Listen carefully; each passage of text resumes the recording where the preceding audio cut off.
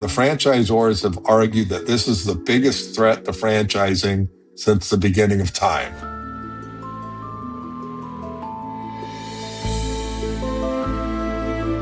Franchising is often presented as a system of independence. You own your business, but you operate within a brand. You follow the model, and in return, you receive support, structure, and opportunity. But there's another side of franchising that most people never see. The regulatory framework governing franchising in the United States was not designed by franchisees. It was shaped by lawmakers, regulators, franchisors, and industry lobbyists.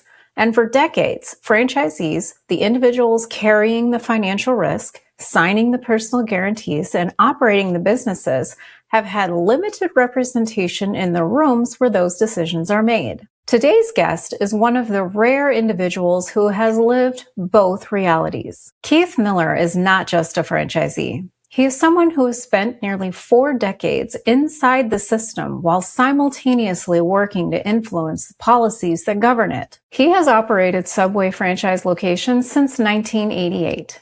He has led franchisee associations. He has worked directly with legislators, testified before regulators, and advocated for franchisees at the state and federal level. And importantly, he continues to operate as a franchisee today. That means he's not speaking in theory. He is speaking from experience, both as an operator and as someone actively working to ensure franchisees have a voice where it matters most. Today, we're going to talk about what franchising looks like from inside the system and what it takes to advocate for change from within it. Keith is the founder of Franchisee Advocacy Consulting, an organization dedicated to helping franchisees engage effectively with regulators, legislators, and policymakers. Keith has been a Subway franchisee since 1988, owning multiple locations over the course of nearly 4 decades. During that time, he became deeply involved in franchisee leadership, serving as the first president and chair of the North American Association of Subway Franchisees, representing franchisee interests during a period of significant change within the brand. Today, Keith serves as Director of Public Affairs and Engagement for the American Association of Franchisees and Dealers, one of the nation's leading organizations advocating for fair franchising practices. He also serves as Special Advisor to AHOA, the Asian American Hotel Owners Association, one of the largest franchise owner organizations in the country. Keith has testified before regulators, worked directly with lawmakers, and help franchisees across the country understand how policy decisions affect their businesses. His work sits at the intersection of franchising, law, and public policy. Keith, welcome to Franchise Reality Check. Thank you, Jenny. Now I realize how old I am having done all those things, right? I know. It's when you go, I remember when I started as a Subway franchisee, I was young. What happened? Yes. Speaking of being so young, take us back to 1988. So what made you decide to become a franchisee? I mean, and What even the a hell Subway. was I thinking, huh? What were you thinking? So both my wife and I have computer science degrees, and we're in the IT industry, except I don't think we called it IT back then even. It was a world far removed. And some of the government programs, if they still need a COBOL programmer, maybe I can dust it off. And we were living in the rat race of Silicon Valley. And my wife kind of wanted a change. And she was more the inspiration of always wanting to own a restaurant. And we wanted to get out of the Bay Area. And that provided the opportunity. We looked at multiple brands back then to franchise, ended up with Subway. Based on it was affordable, it had lower franchise fees than almost anyone, had higher rates, but like a loan, low down payment, higher rate type of thing. Yeah. We looked at some that we just looked at and go, well, why would we do that if we had that much capital involved? I think Taco Bell or something wanted you to open multiple locations and wanted liquid assets of like 2 million and that worth of 5 million. I'm thinking, well, I wouldn't be working. And back that in 1988, 2 million and 5 million was a lot more than it is today. So we ended up on Subway, and like most people, none of us had any clue what we were doing, right? It wasn't an FDD back then. It was a UFOC. And, you kind of looked at it. I still pull out because I renewed those contracts. I am only down to one store. I've offloaded two recently. And, my franchise agreement is 8 pages still. And they're now 50 pages, and franchisees haven't gained anything in those 50 pages. Trust me. Yes, I do hear a lot about that. So when you first started in franchising, did you view it as a partnership? Did you kind of go in with some naivety and think you guys were going to work together? Well, I wouldn't say some naivety. I would say complete.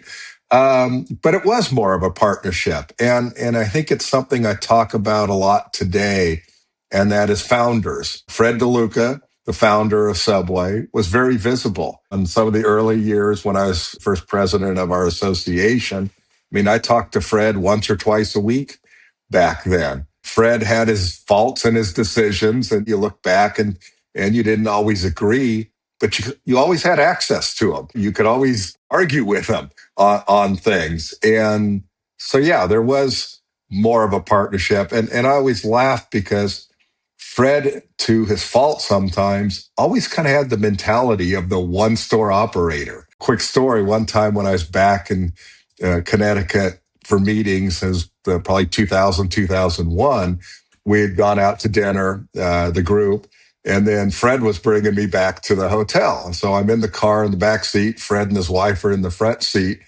And we go by, there's one company store at the time in Milford, Connecticut. And we go by, and I remember his wife turning around to me and going, I forget how many stores in. It was probably 15,000 outlets or whatever. And she turns around to me and she goes, he still has to check and make sure the closer's there. So he's a billionaire by then, and that was what he did. He wanted to stop by his store on the way back. And you look at today, what people call as founders didn't even run the business that they're founders of. They literally create a business to franchise and call themselves the founder. Like I say, they never operated one, or if they did, they operated one for a short time. And when we look back at the founders of the Rosenbergs with Duncan and Dave Thomas with Wendy's and stuff, again, it's not that they didn't make mistakes or they were perfect and always agreeable, but they bled the blood of their brand for a long time. Yeah, they were involved. Yeah, they were involved in the formative years of the brand. And they weren't looking to sell, right? So many of these brands that get created, the mentality is, I'm going to build up this brand, get a corporate EBITDA of something and sell it at a multiple. That's the mentality. And I mean, that's the free market, but that fact has drastically changed franchising and how it works. So at what point did you start to see the structural realities of franchising? So where did we go from we're a family-oriented partnership to, well, now we've got this big, maybe private equity comes in and everything changes. But what was that moment for you? My first involvement in legislative stuff was probably not so much a relationship issue. It was an issue would come up. I mean, in the early 2000s, healthcare, far before Obamacare, healthcare was a big problem. How can we afford healthcare? And there's some local and state issues. I guess the early 2000s, there were certain things starting to fight back against. I think one of the ones in Subway was the remodel policy. The remodel policy wasn't in any of our disclosures. It certainly wasn't in any of our contracts. And all of a sudden, this remodel policy was coming up. And initially, it was literally dumped into our operations manual. And that was probably one of my biggest battles, which we did come to an agreement. Back then, Subway in 2000, 2001, we created what's called our System Advisory Council. It's easy for me to say. And it literally had all the stakeholders of Subway there, and we were running, in a lot of ways, the company. I mean, legally, ultimately, the company had the ultimate say, but Fred really listened to that Systems Advisory Council. As chief marketing officer, kind of ran the meetings, but we had the Franchisee Association, NASF there. We had the Advertising Fund, which was run by franchisees back then there. We had the development agents there. We had the purchasing co-op and of course the company there. And we would hash things out and the results were pretty good out of there many times. So was the association formed as a result of issues within the system? No, and that's kind of the good part. Our association wasn't formed like that, which was a good thing, right? And it's kind of rare. We had a FAC, a Franchisee Advisory Council, SFOAC. I even remember the acronym, right? That we had back then, and we decided to move to a independent association. And I think Fred was hesitant at first, but then agreeable. And the early days, we had a lot of success and cooperation with it. I mean, Fred would come to our meetings. We had our first conference in 2000. And out of that, he actually let us run the National Subway Convention in 2001, which we ended up, I think, at 4,700 people attend. So we grew pretty quick. But like a lot of things, when business gets tougher, then tougher decisions get made. It's like I had a great relationship with Fred, and the 2 years I was chair, things went really well. But I would also say we had a lot of low-hanging fruit to pick, and it was easy, and it was a different time in a sense. So it wasn't that I was such a genius that made it happen. I think it's just a lot of it, partly the time. Yeah, so how did you come to be the first president of the Franchisee Association? I wasn't paying attention, and everyone else stepped backwards. No. Well, we had an interim board, and I mean, they voted me. I'm not sure. I don't even remember the process. How the heck did that happen? Looking at you now, I can kind of see definite leadership qualities that probably just maybe subconsciously. I was engaged before that with the advisory council, and I think a lot of it we had a lot of new members on that board. We had a board of 21 members. I think we had, was it 7 regions and 3 members from each region, but there's a lot of subways out there too. So it's not like to represent. And I think of the board of 21, of course, I was one of the 21. I think only 3 or 4 of us had previous board experience, national board experience. A lot of them were local advertising boards and things like that. So it was a fairly new board. I always joke back then with some of them who were on other boards, like the advertising board or the purchasing co-op. I had my kitchen cabinet. I leaned on a lot of people who weren't on boards, but were the experience. I think one of the things, I've never been shy about asking for help. And I'm not the smartest guy in the room. I don't want to be the smartest guy in the room. I want to make sure I have the smartest guys and gals in the room with me. No one person knows everything. And I've always absorbed well and pull from others. And again, even today, I mean, I have a handful of lawyers I talk to constantly who I appreciate give me advice and help me, whether it's writing legislation or just advice on things. So now there's a lot of controversy surrounding the subway today.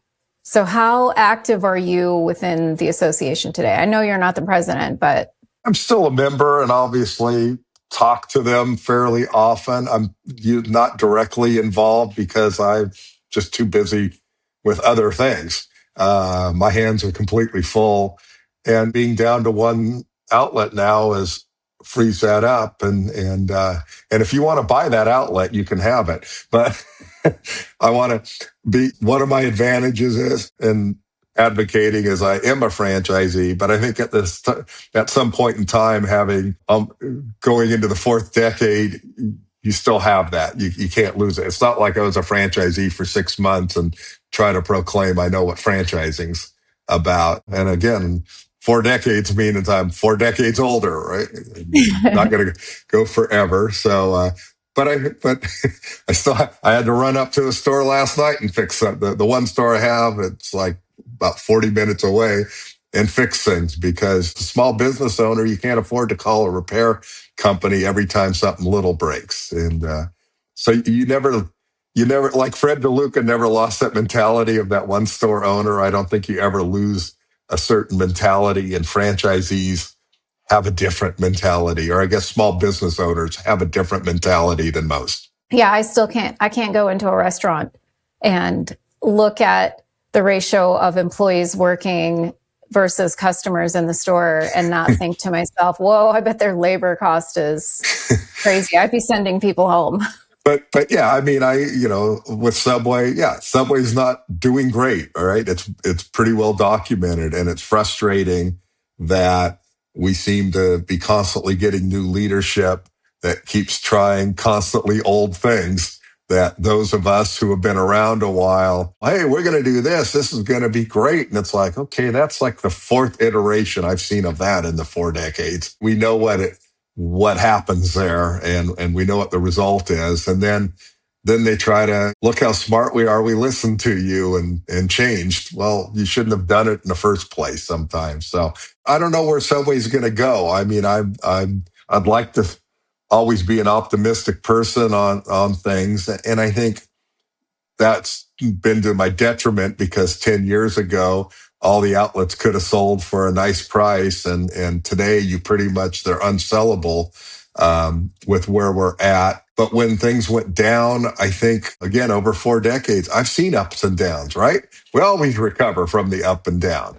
Well, this one's kind of been going down for 10 years and hasn't recovered yet. I don't know if it will, but we're always optimistic. And that's one of the problems franchise owners have sometimes. We're trying to be optimistic about our business and usually hang on longer than we should, because we're going to make it work. Yeah, failure is not an option. Because it's big, right? Yeah, it's financially big. And that's when I advocate, that's what I always remind legislators and regulators of. And in general, what Peter Ligarius always said, lawyer, franchisees are all in. The failure is not enough, because when they fail, they lose everything.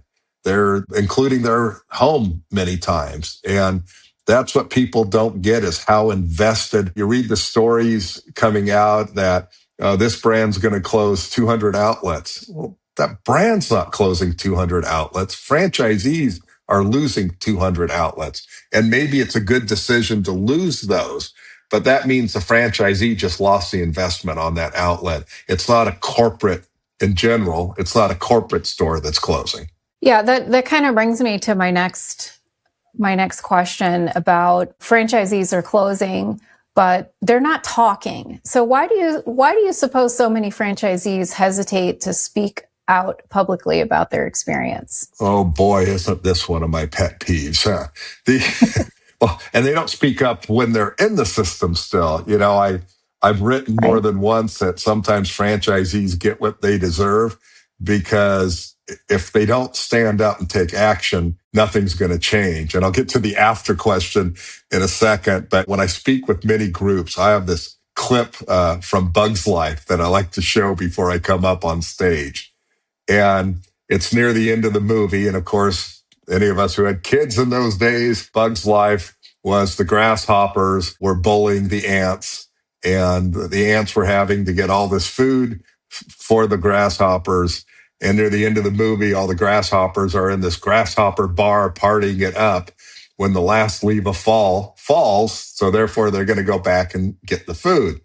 And one of the grasshoppers says, well, we have plenty of food here. We don't need the food, which they didn't. And basically gets to the head grasshopper pulls one of those seeds out and throws it at him and says, does that hurt? No. Throws another one at another one. Does that hurt? No.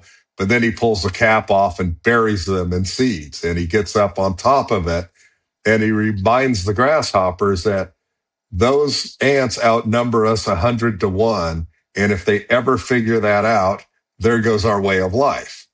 And that's kind of true with franchisees. Even when they're in the system, if 100% of the franchisees stood together, and I'm not talking of being bad to the company, it's standing up for your rights and your investment and making sure it's a fair opportunity. But if a promotion was going to happen that wasn't profitable for franchisees, and 100% of the franchisees said no, guess what? The promotion doesn't roll out. Probably a 50% say no, it doesn't roll out. But in the end, franchisees seem to cave and give in. So they are in some ways responsible for what happens. Now, going after the after fact thing, which you're one of those that is speaking up, uh, and I love the fact that a few of you do. Problem is either people have signed such detailed non-disclosures, they're afraid to talk, which is part of the problem with the whole uh, looking at the process, buying process is they keep saying, well, you need to do your due diligence. And yet part of your due diligence is talking to ex-franchise owners. And if all the ex-franchise owners or the ones who have had bad experiences had to sign non-disclosures, you never get to talk to someone who has had a bad experience. So there's the fear of breaking a non-disclosure.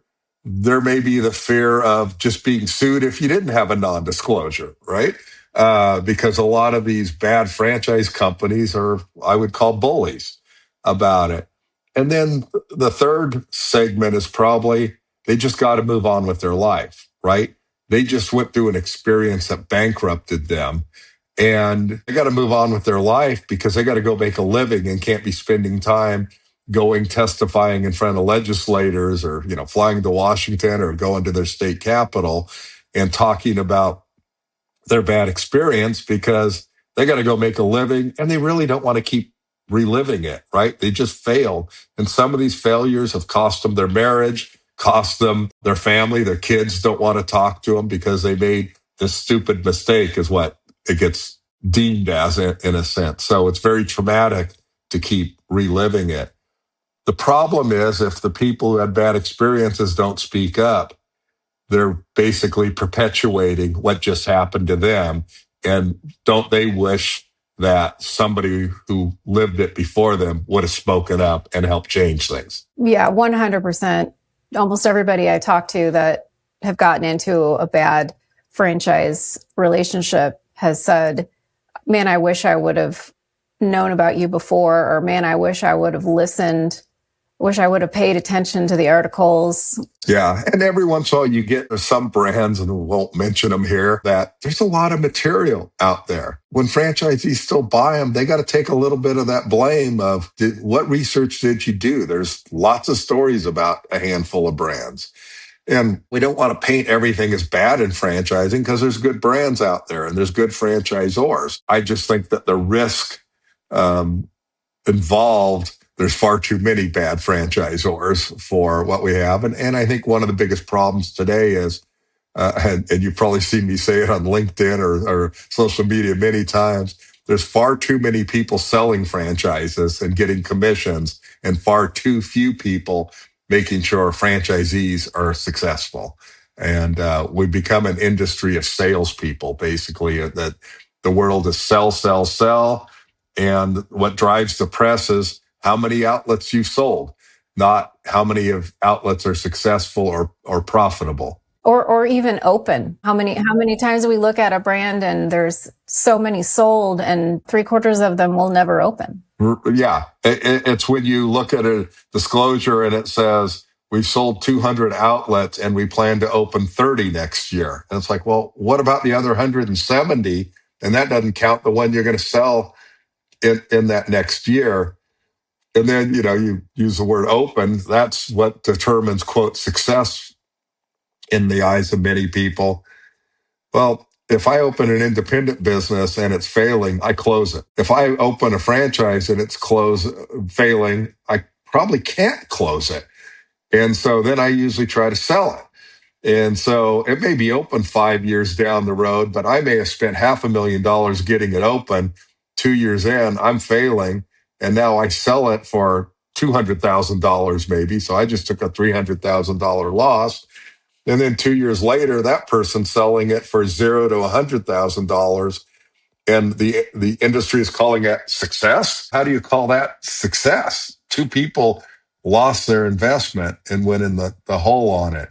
Yeah. It was interesting that I was actually at the IFA conference last week, and one of the presenters said something that the majority of franchisees are profitable.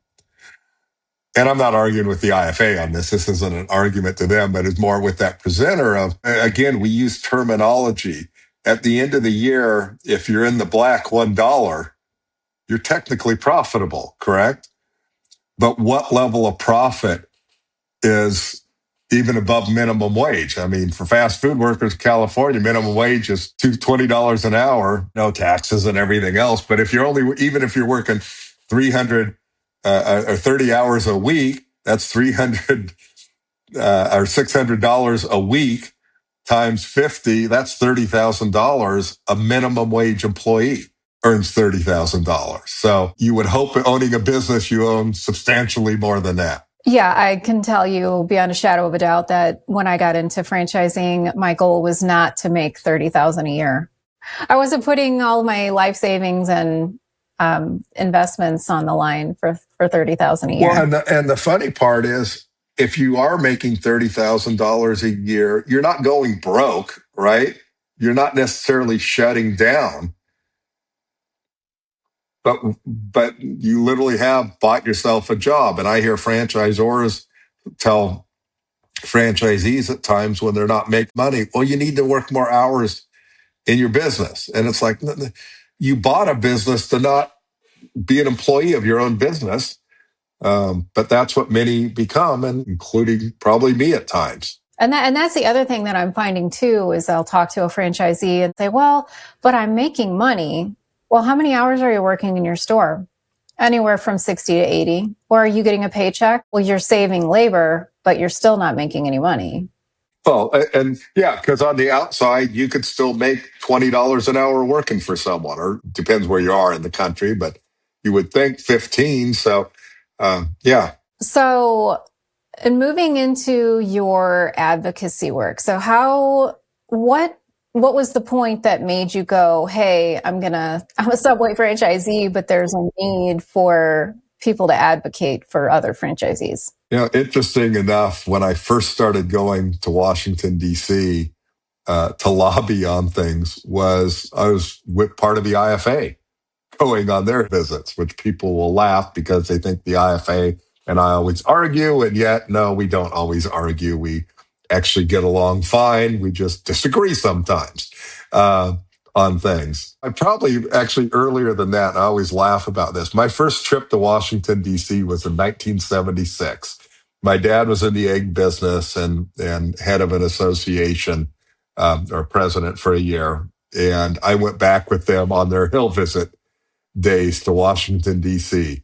That was kind of my first experience on it. And I thought, oh, this is kind of cool. And kind of always thought about that, but never thought I'd be kind of in that world. I mean, again, my dad was just part of an association that was flying. And it's pretty funny because I go, yeah, back then you could be out for a walk at 11 o'clock at night and walk up the steps into the Capitol Rotunda. Barney Fife was sitting in the corner or something, but it was a much different time, right? The access and that you had back then. So in the early 2000s, I started making trips to DC. And again, it wasn't always franchise relationship stuff. And there wasn't a lot of franchise relation stuff happening in the 2000s. There was a little movement in the 1990s to the year 2000 with the Coble Conyers franchise bill. But after that died, there was pretty much nothing really happening, really not much statewide either. In 2012, Assembly member in California, Jared Huffman, had a franchise bill, relationship bill to update California law. Now, the kind of interesting story, it is now Congressman Jared Huffman. He's now in Congress, not in the state assembly. And by the way, he still supports everything we do. But he was a law partner before that with Peter Ligarius, who is one of the best known franchisee lawyers in the country. He's actually kind of retired at this point, but a well-known franchisee lawyer. And that's how, because Jared Huffman was actually an environmental lawyer. And so they had this partnership of an environmental lawyer and a franchisee lawyer. And so he introduced this bill, and I went and testified on this bill. And that was kind of the beginning of really pushing what's termed fair franchising or franchise relationship laws. At that point, we passed the first committee. We didn't get past the second committee, but the seed was planted. I still tease Congressman Huffman that he's the godfather of modern day franchise relationship laws because he was the one who kind of kicked it off. We followed up after that 2012. That was when he left the assembly after that year. We got another sponsor or an author in California, and we had a bill. Took 2 years to get through the 2 year session. That Governor Brown vetoed that bill, which really frustrated us at the time. It ended up being a blessing in disguise because we actually then passed in 2015 a much better bill, got it through the assembly with a pretty strong vote, which all of a sudden, from your David and Goliath in here being David, sometimes without a slingshot, especially against the finances of the franchisor community, all of a sudden we came out of that assembly vote and had, I think, 5 or 6 Republicans joined us, which completely changed the tide, where you needed 41 votes to pass, and I think we came out with 55.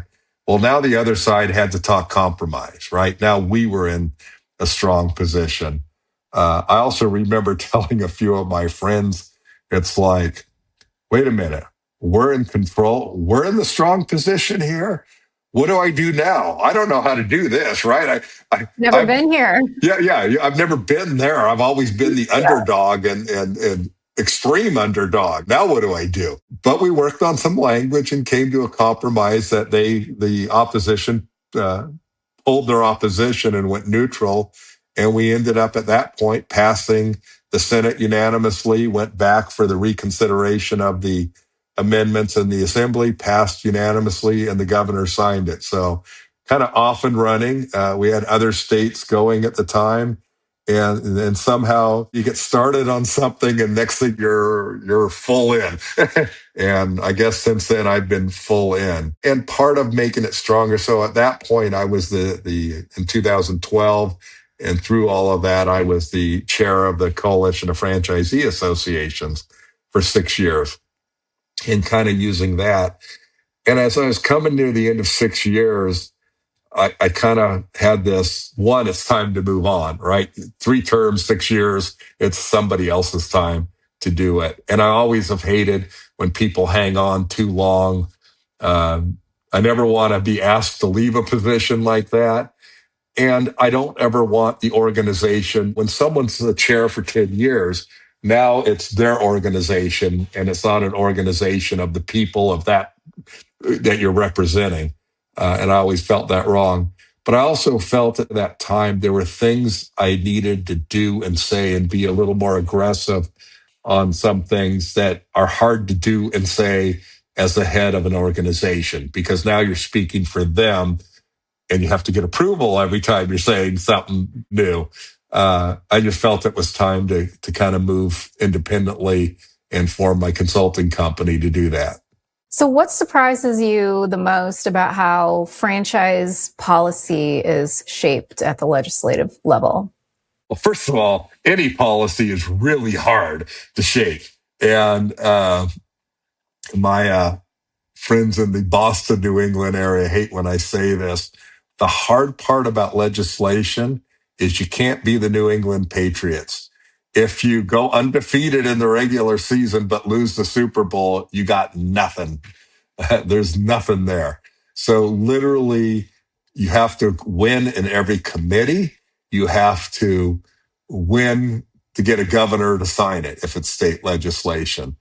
You got to remember, it's so easy to convince somebody not to pass a law, right? So you have to convince them there's a problem and there's a problem to be solved and that you have a solution. But it's so easy. It's so much easier to defeat legislation because all you have to do is create doubt in somebody's mind to have them not vote for it. So that's really the hard part. The other hard part I find is it's amazing how hard it is to get franchisees to back you up on it and show up to hearings. I mean, I've had hearings where I've had more franchisees testify against what I'm trying to push through than I can get to testify. Well, they're doing favor for their franchisor, right? Either one, they have a great relationship and it's a good brand, and congratulations to them, and good on their franchisor. But that doesn't mean there aren't bad brands. I once used the example of, I guess I've used it more than once. We have drunk driving laws. We don't have them because we all drive drunk, right? We have them because a handful of people drive drunk and endanger us.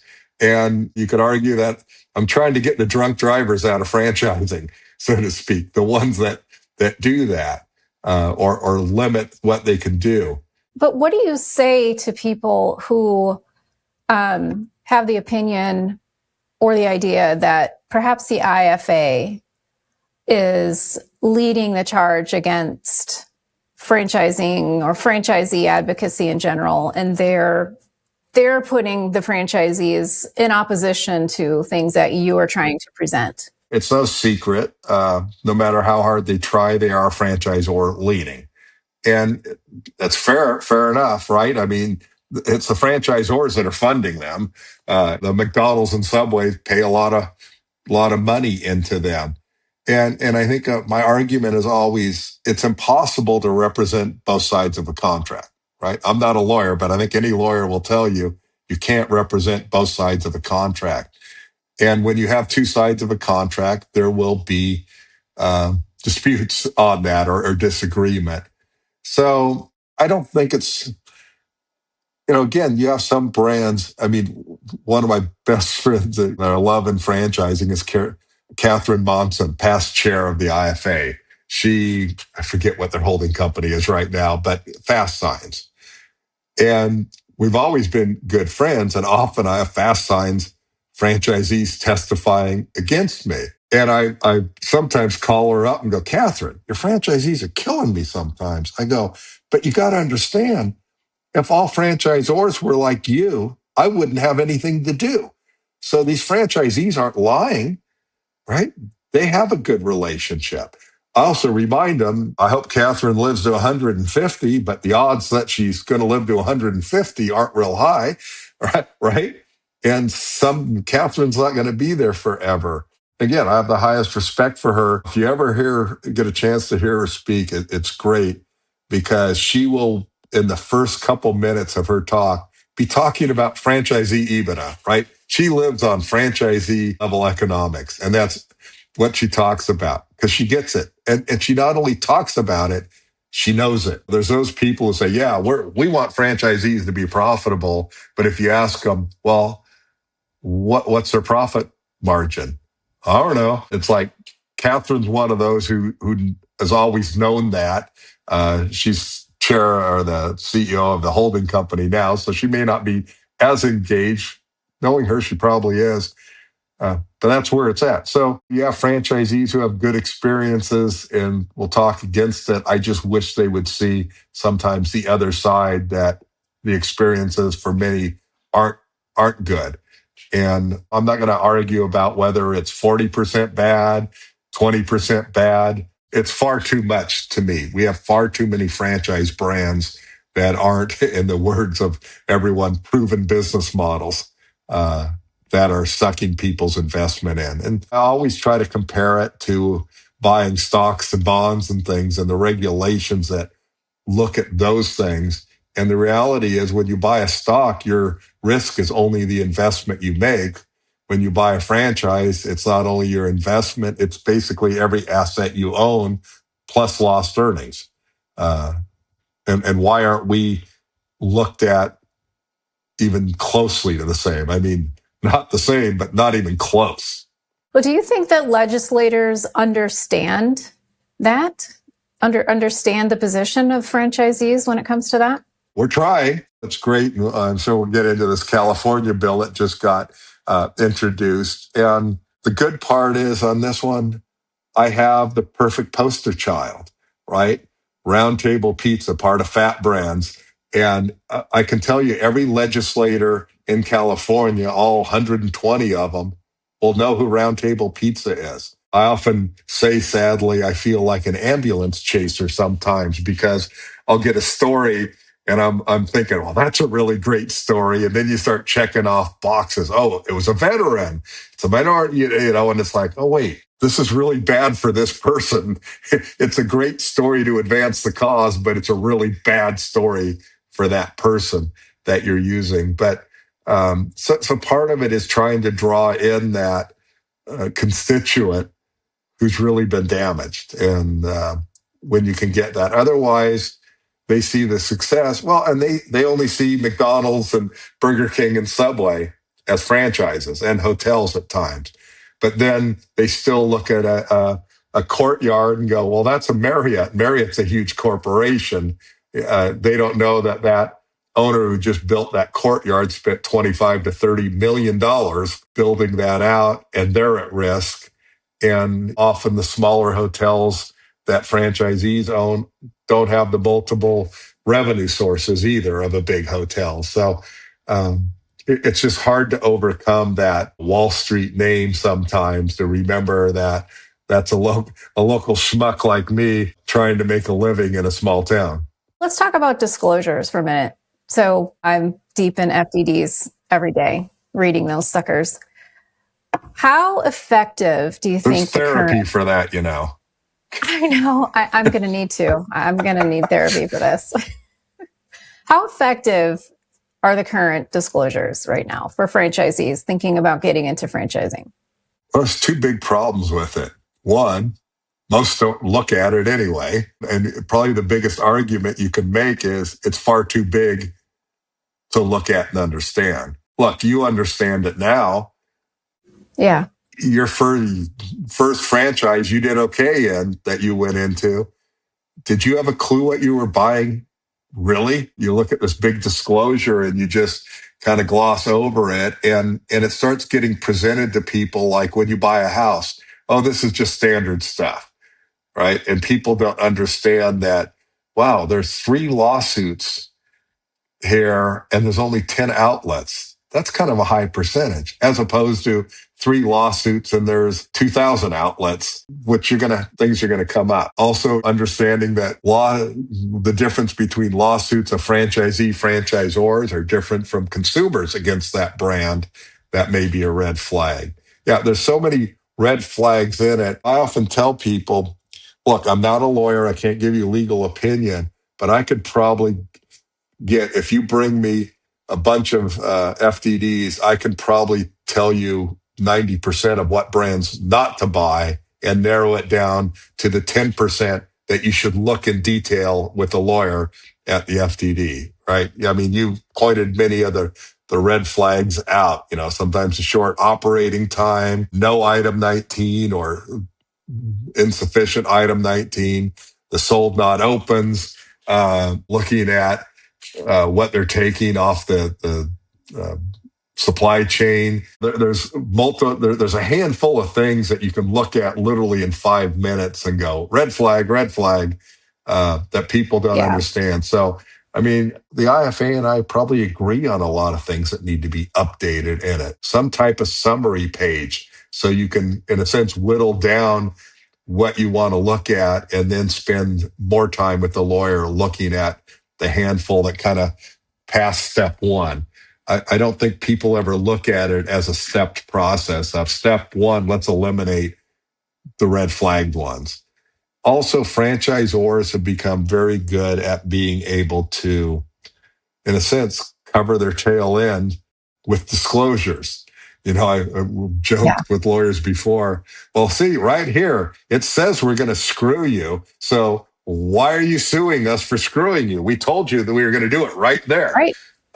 We gave you a warning. Yeah, we literally almost like gave you a warning. I mean, one warning is, so insufficiencies in it are things like the bottom of item 20, it'll say some franchisees have signed non-disclosures, right, who have left the system. Okay, if it's a big system and over time, 3 out of 1,000 have signed non-disclosures, okay, there might have been good reason, right? But when every former franchisee is signed a non-disclosure, therefore you can't talk to them, it's like, wait a minute. But and that's not something that necessarily pops out and is there. I mean, item 19 is optional. So Subway had nothing in there. It still has nothing in there. I mean, I wouldn't have bought Subway today if I knew what I did. And not the bad Subway. I made a good living for a lot of years out of it. It's just things I wouldn't have done if I knew what I didn't know or something like that. Anyway, yeah, I mean, Yeah. it's become such a Yeah. big document that the lawyers have learned how to draft artfully. I mean, there's some improvements to item 19 by the state regulators because now you have to show the average and the mean in there because sometimes one outlet skewed everything, especially in smaller brands. But I've always called it sometimes the foot question section, right? It has glossy numbers in there, but you better pay attention to those footnotes that this only represents 25% of the brand. Well, usually the successful ones are the ones who are going to report those numbers, and you're not seeing the reality. Yeah, I'm seeing a trend here in the FDDs and looking at recently of some very skillful manipulation of item 20. So what are your thoughts on outlet numbers and franchisor reporting? It's interesting how they won't terminate a contract until the next year, maybe. So theoretically, there's still a contract out there. You close your outlet on December 1st, or for that matter, December 30th. And then they send the termination notice for abandonment the next year. So when is that outlet actually closed? When is that franchise actually closed? So you're right, ways to drag it out, or that the company takes possession of that territory. Now, they're not really operating there, but they list it as a reacquired, which looks better than closed. Or they have a franchisee take it over for $1 or something like that to keep it open, even though it may not be active. Yeah, there's lots of interesting ways. And then is it a ceased operation outlet or is it a terminated outlet? And I've seen brands go back and forth on this. Termination makes it look like, oh, it's a bad franchisee and they're protecting the brand by getting the bad franchisee out there.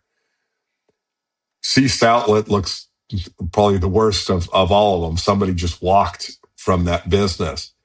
But technically, when an outlet ceases, the franchisor should terminate that franchise agreement for abandonment, or even if it was mutual that close it, the agreement should be canceled because if it's not, technically 3 years later, the agreement's still active.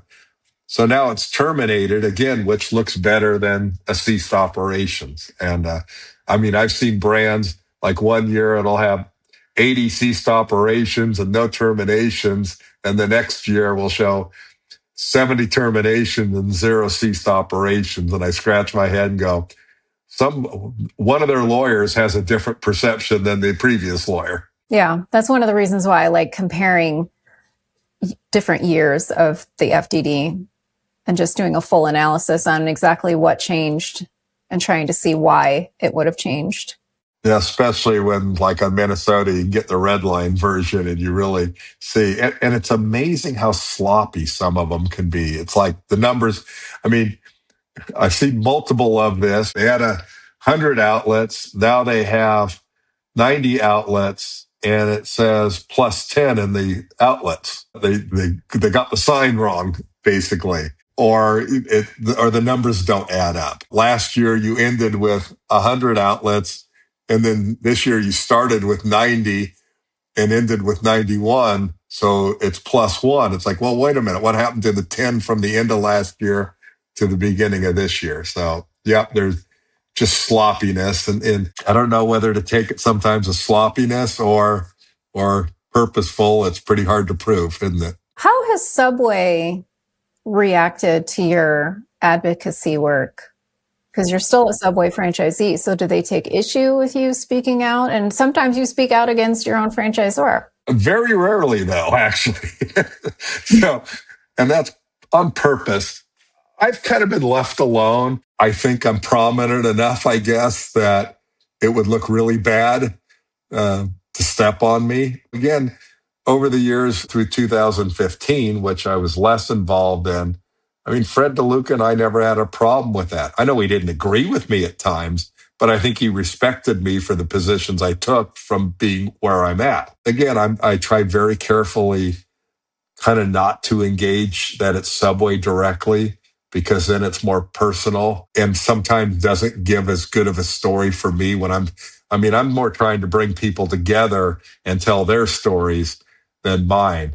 The one I still laugh at this when the FTC was considering non-competes, uh, broadly non-competes and whether franchising should be included in that.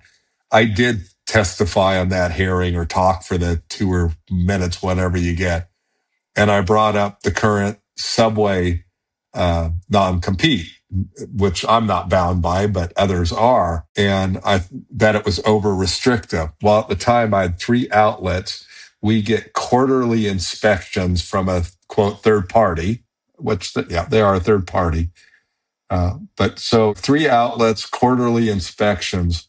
What are the odds, just mathematically, that when I use Subway as an example, that by noon the next day, I had 2 of my outlets inspected with especially aggressive inspections. And that's what's hard for people is we look at what's retaliation by a franchisor. It's pretty hard to prove because I can tell you, I can go into any restaurant and take pictures and make that restaurant not look very good. You literally, like, we have to be in temperatures. I can stick the probe thermometer in a thing of meat and get an accurate temperature, and there's a little notch of how far you're supposed to put it in. I can pull that up an eighth or a quarter of an inch. The probe is still touching the meat, and I can take a picture that it's now out of temperature. But how do you prove it, right? They got a picture of a probe in a thing of meat, and they didn't get me on temperatures on that inspection necessarily. But actually, I don't think I ever get temperature violations. But it's not hard to come into a restaurant or a hotel and be especially aggressive on a inspection. You've been in the restaurant business. So Yeah. Subway's pretty much left me alone. They really don't contact me at all. I mean, with the changeover and Subway, like everyone else, has reduced corporate staff greatly. I don't even know anyone at corporate anymore, I don't think. Or if I do, I haven't talked to them. I don't really communicate with them. I know they know who I am, but I'm sure they don't necessarily love me, but I haven't really had any issues. Now, what sort of personal risks have you faced in your advocacy work? Like, I know you and I have spoken before about how certainly in the early days of getting started in this, it's unpaid work. We're doing a public service. Now, you obviously now have some contracts where you have money coming in that help you pay for your expenses and traveling back and forth to Washington and the policymaking that you do. Well, what sort of personal risks have you faced with your advocacy work? Well, obviously, especially early on, like you say, I mean, I wasn't in the black probably for 5 years. I joked, and you could use this, I guess, too. I joked that I had a really stupid business model built around helping people with no money. Uh, so, and that's why I guess I'm probably like almost the longest standing franchisee advocate who is a franchisee, you know, because it's hard to survive, right? And it's hard to get that niche of you're helping brands or industries without being, it's too easy to get labeled as, oh, you're just a trouble causer. So it takes time to build that respect. So you're not, in a sense, so you're taken seriously, right? Initially, you're just, especially with social media, you're just a social media person who's just blasting stuff out there. And everyone's an expert in everything this day, whether it's politics or franchising. Geez, with the war in Iran right now, everyone's an expert. And I always laugh. I don't know. right? I don't know the details of it. I'm not a Middle Eastern expert. And Yeah. so that's one thing in my advocacy. I try to stick in my lane, right? Franchise issues. You don't see me. Yes, I'm a registered lobbyist in DC. You don't see me weighing in on whether this Iran war is good or bad, right? Yeah. That's not my lane. So I've really tried to stay in my lane. And it also means sometimes taking a softer approach. When you're working with franchisees, easy to go say, sue, sue, sue, screw your franchisor. It's like, no, having been a franchisee for so long, I also understand that I got to live in that world that I'm asking them to live in. And so a lot of times, in a sense of building the respect, well, building the respect is doing your homework too, right? People see me testify and they want to do that. You got to see the detailed sheets I have. Again, this California bill up. Okay, here's the two committees I'm pretty sure it's going to go to.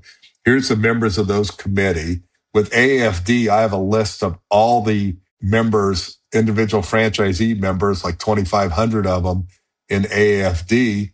I mean, I and my wife actually did most of it, went through and used their address and looked up every state representative that they have, right? So now I Yeah. know, okay, this person's the chair of this committee. I know AFD has these 8 members in that district. I need to reach out to them to get their support on this bill and do it. So people, I always call it, you earn your respect by cleaning a lot of toilets in the background. There's a lot of dirty work, detailed work that you stay up at nights doing for, in a sense, your 5 minutes of fame or whatever you want to call it. You also have to, again, know that the franchisees living in that world, sometimes you just have to go to them. Yeah, they're wrong on this. Is that really the hill you want to die on? Right? That's costing you $50 a month. We can go get a lawyer for about $10,000 a month to help fight that for 10 of you. The math doesn't work. So pick your priorities. I often talk with groups and say, okay, what's your top 10 priorities? Concentrate on the top ones first, but also look down that list a little farther. Are there some easy, is there some low hanging fruit there that you think you can win easy? So you get some cooperation and Yeah. everything's not a fight. Sometimes, there's things that are really bugging you that aren't that big of an issue for the franchisor. So get some wins sometimes. So it's just, it's taken a long time to, like you say, get the clients, the few bigger ones I have. And, I still do a lot of free work. I mean, that from your days in your last franchise. It's like I was on a lot of phone calls and a lot of stuff. And I'm pretty sure I didn't collect a dollar from any of those franchisees. And that's just, there's still a public service out there because sometimes, and I won't say there's no benefit to me because those public service times get me some of those stories that help me advance legislation or regulation to show what those bad actors are. And Yeah. those are real life stories. So, again, the public service work, if you want to call it that, or whatever, still help the cause overall. And that's what I kind of believe. It's a cause built around franchisees need to be successful too, and their investment needs to be a good investment. It's not about killing franchisors or fighting franchisors. I often argue that I'm not trying to ruin franchising. I'm trying to save it from itself because I think we see kind of a greedier model now because going back to the founders and what founders are today versus what founders were 30 to 50 years ago, I think there's more of just a numbers game in franchising than the relationship used to be. And at some point, if the squeeze gets too hard, they kill their own golden goose.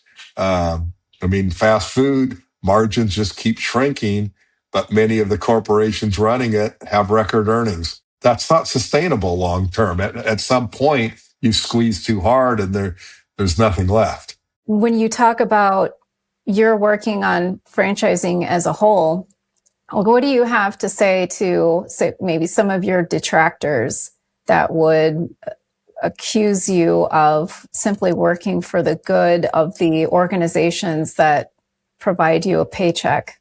Well, first of all, they're franchisee organizations, right? Why would I not support what franchisees want and need? Does it sometimes soften your language? Of course it does. But that actually is probably a good restraint on me, because then it's harder to get labeled as that wacko out there. I haven't had many people call me that crazy wacko for a long time. So I guess I've gotten past that. Uh, but I also can't do this for free. I'm out in Washington, D.C. every month. I do that out of my consulting company's budget. I don't ask for reimbursement from the groups that pay me, because I think they pay me enough to expect a certain amount of travel and work. Do I take an opposite side because someone's paying me? Of course not. I think I stay pretty true to my beliefs of helping franchisees, but helping franchisees in different industries and at different points of time with different franchisors isn't always one single answer either. So I was once told by a mentor when I was very new in business in my local town, and let's see, the first Gulf War during the first Bush thing was 1991 or something. And I remember we were having a celebration and a parade for the local people who had served in that effort. And it was, the 4th of July parade. And I remember one of the mothers of one of them got really mad at me for something that we were doing with it. I may have had 10 supporting, but one got really mad at me. And I'll never forget, this mentor kind of put his armor, and it kind of shook me, right? It's like, I'm not trying to hurt it. This is supposed to be a good thing. And it kind of really bugged me. I was 20 or probably 30, 31 at the time. And he put his arm around me and he goes, just remember, if someone's not mad at you, you're probably just not doing anything. And so as long as I keep doing something, I'm going to have my detractors. They can do their thing that I may not agree with. It's like, I can't define myself by who my detractors are or let it stop. I always, in my heart of heart, if I think I'm doing the right thing, and I've always said this about politicians, I may not agree with them.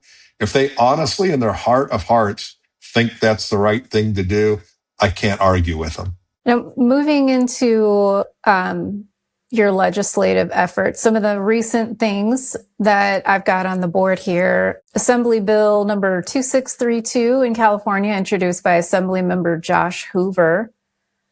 So tell me a little bit about that and how you came to have a hand in drafting that and getting it introduced. Sure. So how fees are being used has bothered me for a long time. And actually, that's one of the things in the FDD I think that is very lacking. Because look, royalties are the franchisor's money to kind of do what they want. You would hope they support you with a lot. But I would say technology fees are something that's really come up. That they used to do the technology within royalties. In fairness, technology has exploded. And even 10 years ago, none of us had apps, and almost all of us have apps now for our businesses. And it was always the question of, okay, they're collecting $20 million in technology fees, but if there's only spending $12 million, isn't that really an $8 million royalty not called that? They shouldn't. Fee should be something for an intended purpose and not a profit center. I felt that for a long time. Well, of course, we saw before Fat Brands filed for bankruptcy that the Round Table Pizza franchisees, based out of California, and it's more of a West Coast chain, filed suit against their franchisor for misuse of advertising funds. And what happened is, about a year ago, they were stopped getting any advertising. And when they asked questions, they found out a lot of the advertisers hadn't been paid. Well, what do you mean they haven't been paid? we're contributing 4% every month. Where's the money going? And look, the holding company, Fat Brands, was in financial difficulty. I mean, that was well documented.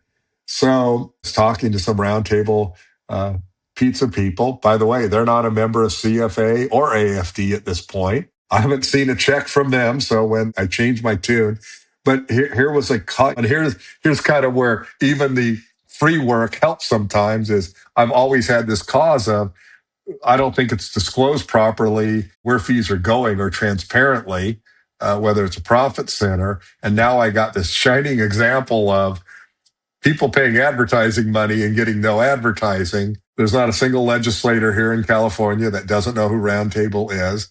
So I saw an opportunity, I guess, to go after one of my bugaboo issues and worked with an attorney. I said, I like bills short because I know they always grow through the process.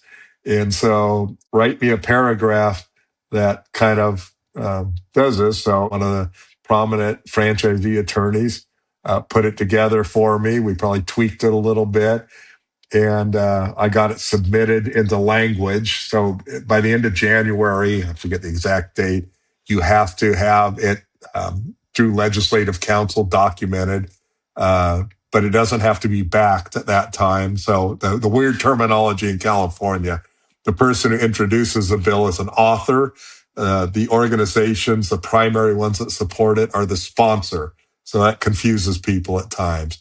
So, but you can get a bill documented in print, what's called unbacked. So it doesn't have an author yet. So I was able to work through one of the committee staff members to get it documented, and then was out pushing the envelope of getting it backed and introduced. Kind of pushed it tight. I got a commitment the day before, and we got it introduced, I think, about 3 hours before the deadline of January or February 20th. Interesting. I had a lot of interest in it, but in California, cap how many bills you can author. And kind of with good reason. I mean, our bill number is 2632. That means 2,632 or 31 have been introduced before this bill in a session. So yeah, California does a little too much. The other thing, though, that people have to realize, you have these big corporations who don't want to do this. There's a lot of money.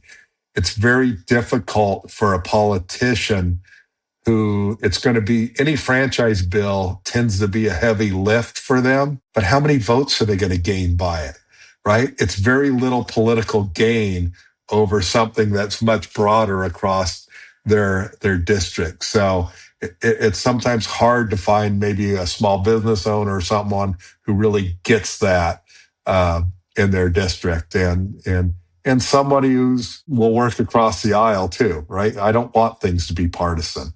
I want them to be issue related. I want myself, when I go in and talk to someone, when I walk out, I don't want them to even have a clue whether I'm Democrat or Republican, right? It's just this issue. And this is why I'm here, for this issue. So got it back, got it introduced. I really appreciate Assemblymember Hoover, who I met last year at a fundraiser for a congressional member, and we kind of talked for quite a while and hit it off pretty well. And I'm just happy he's did this forward. But now, as I say, now the work begins, right? Because the opposition's starting to come out on it. But this one's really interesting because it's such a narrow focus in a lot of ways. It's how do you argue against the premise? Because the anti-argument of there's two things you can argue: the premise of it and the language of it. So the premise of it, if you argue against it, pretty much says franchisors should be able to collect any money they want from you and spend it however they want, including giving their own family members big bonuses. Yeah, who can agree with that? Yeah, I mean, no one's going to agree with that.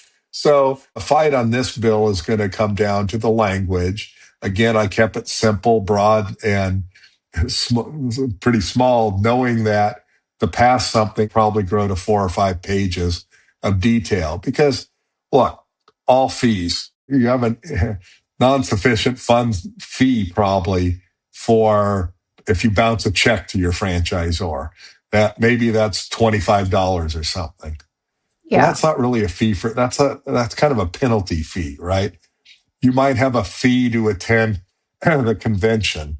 Within reason, that's not unreasonable. So I think it'll get narrowed down more to look, the marketing funds. We got to be careful because a lot of brands call that many different things: marketing fund, advertising fund, brand fund, whatever. And what is marketing actually? Is marketing running around the country trying to sell new franchises? Well, that's not marketing the business that the franchisees are in. Loyalty programs, again, 10 years ago, how prevalent were loyalty programs? And now they're huge. And the biggest problem, really, the argument for this is there's just no transparency, right? Somebody goes, well, Subway misusing funds? And my answer is, I don't know. I don't know how much they spend on technology. They charge a technology fee. I don't know where the money for advertising goes. I don't know if the loyalty program is taking $10 in and reimbursing franchisees $10 for the free subs or whatever. It's the lack of transparency.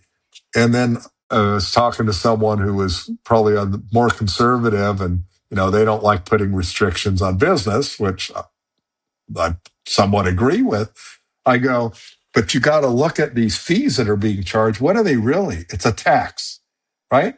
It's an advertising tax. It's a technology tax. And yet most conservatives are anti-tax, number one.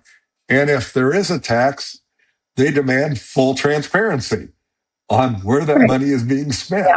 So, Yeah. so why is this any different? I'm being taxed and I want transparency on my tax. So it's a long process in California. It has to be through the House of Origin. Trying to think, probably by the end of May or something like that, end of April, it may even be. Then it goes to the opposite house. Then you can do amendments on bills late into August. There's a deadline on that before the final floor vote in the opposite house. And then it can come back if amendments were made to that house. It has to go, I don't know the exact date this year, but basically by the end of August to the governor or the first week of September. And then the governor usually has a month to sign it. So, I mean, this bill could grow and move for 6 more or 5 more months. That's a lot of time legislatively. So this is a bill that you personally worked on. Let's talk about the American Franchise Act, where you pretty much historically collaborated with the IFA and the CFA to get this introduced. What was that process like? And historically, this is an interesting one. Historically, we didn't agree with the IFA on joint employer. I wouldn't say we disagreed. We just weren't where they were. When you look at the joint employer standard, I was kind of a guy in the middle that I guess didn't make anyone happy. I didn't think the Trump version of the joint employer standard went far enough on the control. I thought the Biden went far too far on the control that hit brand standards. And some of the things was, well, if you could do this, the franchisor could do this, they were a joint employer. And I always said, well, great. I own a red Ferrari. I'm going down the highway at 55 miles an hour, and I get a ticket because the car can go 200 miles an hour. I wasn't going 200, but it might go 200. That didn't seem right. So I've kind of been the guy in the middle. I think what changed on this, where I always thought it was good to have a tougher standard, a somewhat tougher standard to keep the franchisor out of running your business. I think people often, though, get some of those issues confused with the independent contractor status of a franchisee versus a joint employer. Because to trigger joint employer, it has to, in a sense, be employee related, that they're a joint employer of that employee. So controlling the bank account of the franchisee probably wouldn't be joint employer, but I would argue it is an independent contractor status issue. That are you really running your own business? But let's look at the real effect.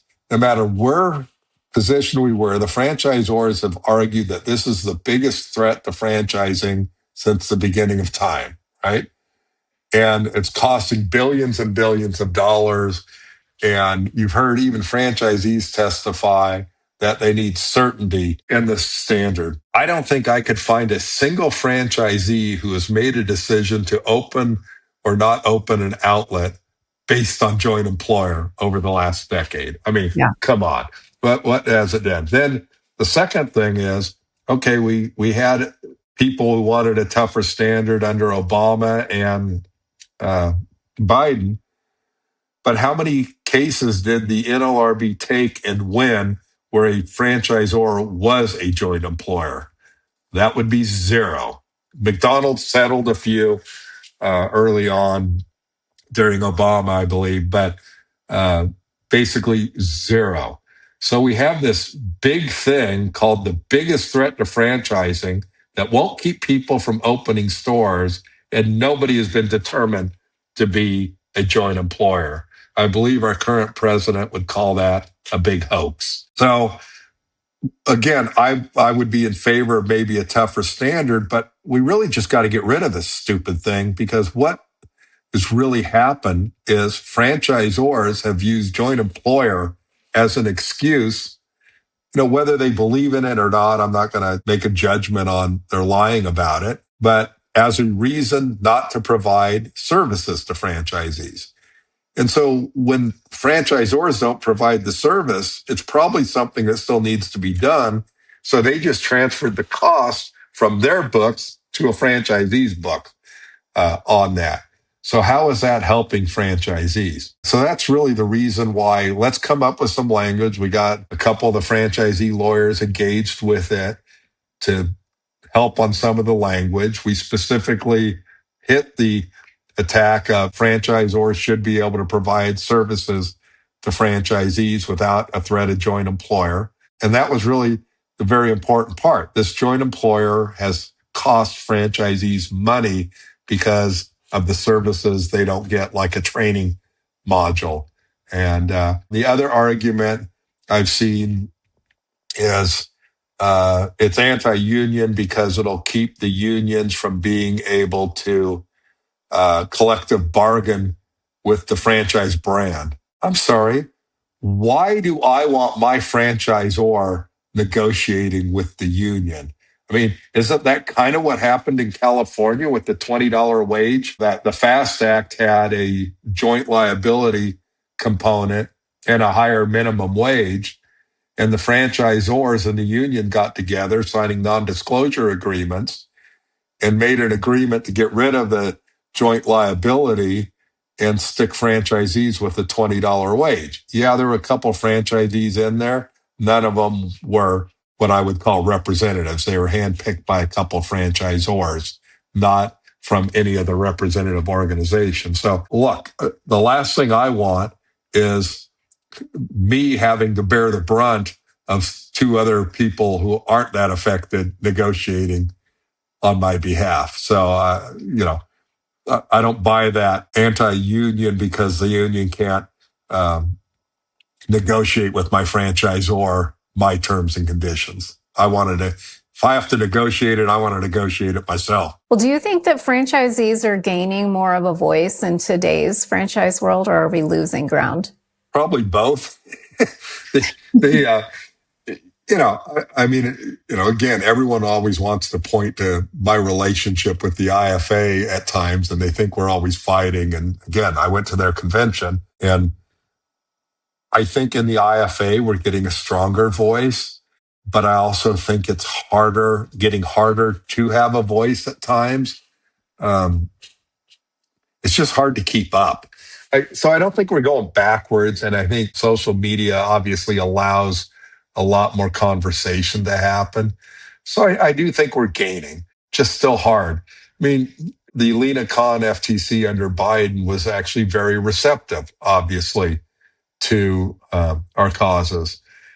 And have we lost some of that with this FTC?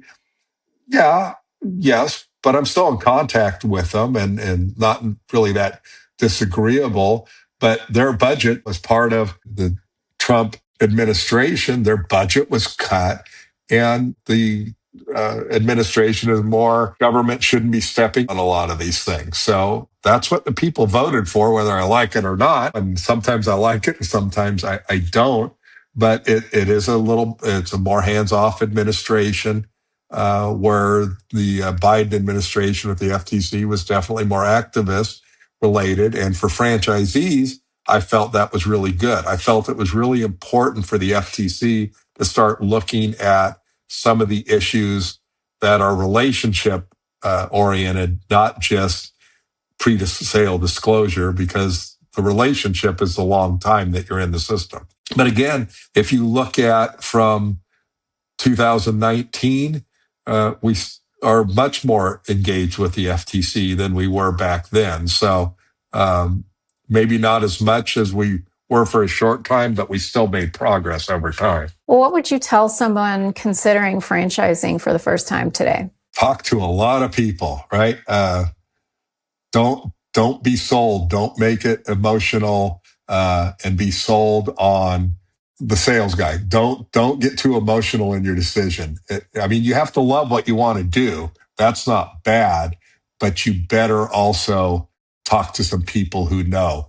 Franchisee attorney, and it's like, yeah, they're not cheap. But the reality is you're going to hang out there potentially $100,000 to $500,000. To spend $10,000 is a pretty small price to make the odds of that success a lot higher. It's do as much. There's a lot of research on the internet, but don't depend on the internet either, because as we all know, everything's not truthful out there. Basically, don't fall in love with something and lock yourself into it. And ask questions with the person selling it to you. Are they within the company?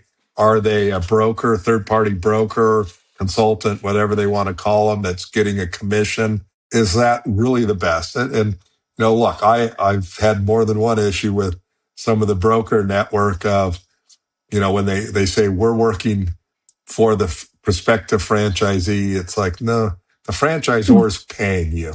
And my daddy taught me a long time ago that he who pays you is your boss. Yeah. So that person probably doesn't have a fiduciary duty to you.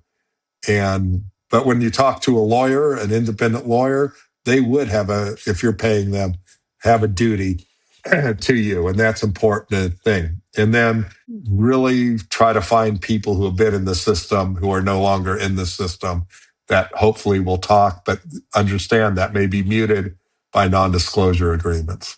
And on the lawyer issue, I always tell people to make sure that they find a franchise-centric attorney, because just your average general practitioner of law who does contracts is not going to understand all the nuances in franchise contracts. Right. Oh, yeah. I mean, I laugh that over the years that I'll get a call from a lawyer who just lost something and go, I can't believe I lost this lawsuit. I thought it was a slam dunk. I go, well, it's franchise law. The person who did your will down the street isn't the person you should be talking to. All right, we're going to close this up.